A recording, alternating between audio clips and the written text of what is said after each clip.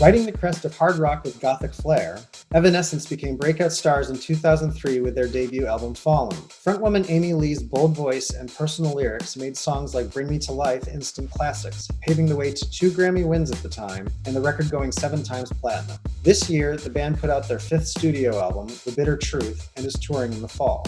I'm Corey Grove, senior writer for Rolling Stone.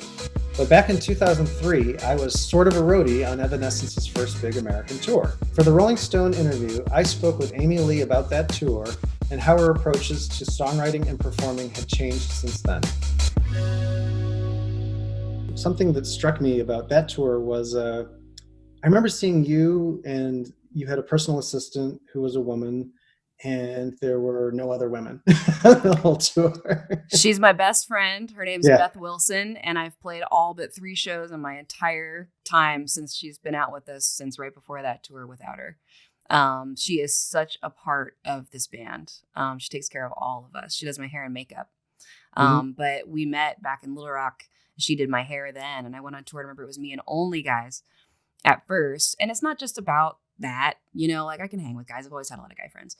But it was just kind of a lonely thing for me for a few reasons. And I remember calling her and being like, hey, they're telling me we're doing well and I could afford to have a makeup artist or something. Like, do you want to come on tour and we'll just do this together? And we have had so many amazing adventures together. She is just one of my favorite people in my life. Yeah, and I mean, I could see that just backstage, like in the catering rooms and stuff like that. You obviously had you had your friend there with you. You had you weren't alone in all of that.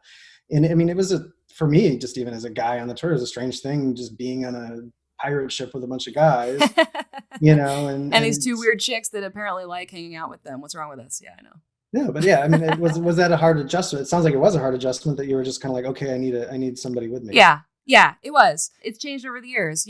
Again, it's not just about boys and bands. It's the whole scene. It's everybody backstage too. And all the managers, all the label people. It was just me and a bunch of guys telling me what to do. Because I was, it's not just about being a woman.